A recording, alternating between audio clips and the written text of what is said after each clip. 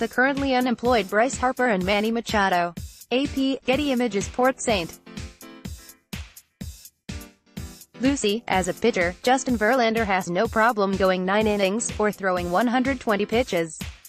As a tweeter, though, the Astros ace keeps his work short and sweet.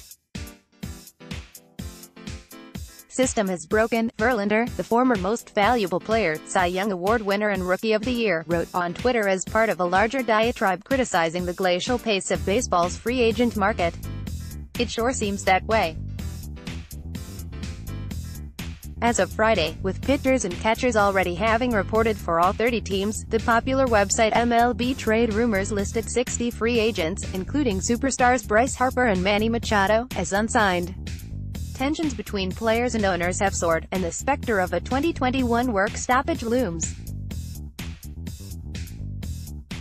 A series of unfortunate events, most of them designed with the intent of improving the greater product, have converged to transform the hot stove league from seasonal to virtually perpetual.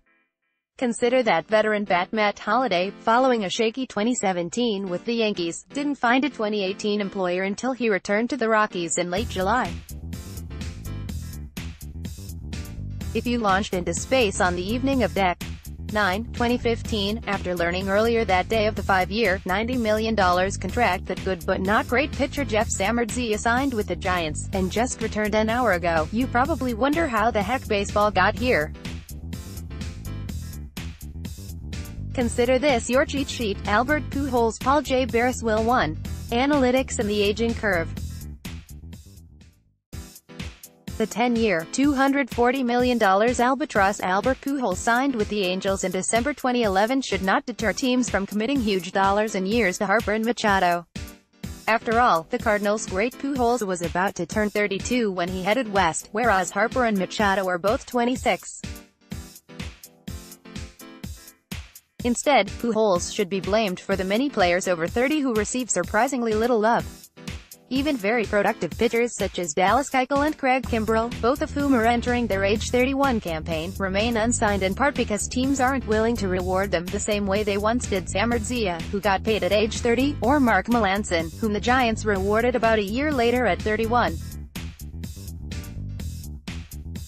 That's thanks to the simpler analytics, the actuarial tables that can tell you pretty clearly about the risks of committing to guy over 30 in this age of increased testing for illegal performance-enhancing drugs.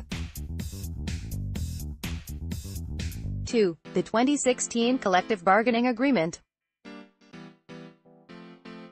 This has turned out to be a real doozy for the players, who appeared more focused on quality of life advancements, such as a team chef on the road, and less inclined to battle for financial victories.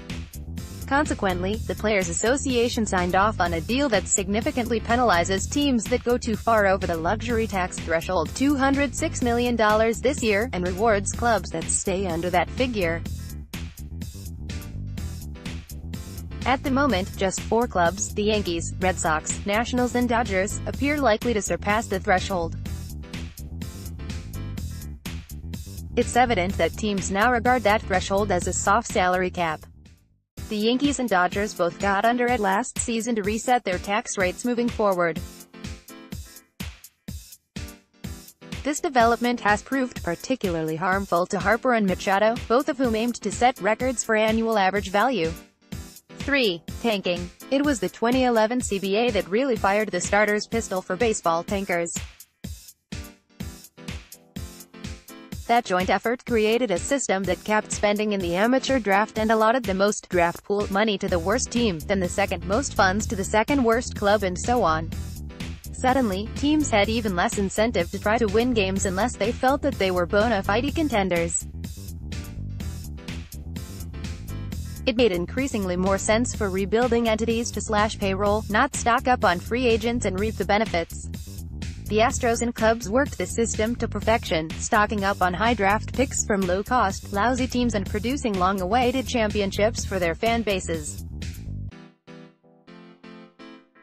Now many teams each year try to follow that model, which leaves nearly half the league not particularly engaged in the free agent market. 4. A change in team strategies. The winter transactions deadline has seemingly never existed. Teams used by the December holiday season as an ideal time to finalize the major touches on roster renovations. They had tickets to sell, obviously, and the more time to pound the drums on their new and improved products, the better.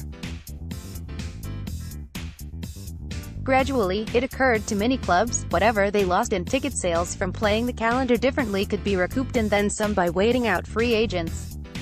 Last year, the Royals resigned third baseman Mike Moustakas, who had turned down a qualifying offer for $17.4 million, for a paltry $5.5 million in March. And here we are in mid-February with plenty of big names still looking for work. 5. The less involved owner. Scott Boras, who has used the wait-out strategy most prominently and who represents Harper, Keuchel, and Marvin Gonzalez, among others, used to be particularly skilled at going over the heads of front offices and cutting deals with club owners. However, in accordance with teams' growing reliance on analytics, owners are paying their front offices considerably more to crunch the ever-expanding numbers than authorizing those baseball operations folks to make more calls on free agents. And since general managers and their deputies get paid to act objectively rather than emotionally, free agents largely can no longer rely upon spur-of-the-moment decisions such as the 2012 Tigers responding to Victor Martinez's season-ending injury by rewarding Prince Fielder with $214 million.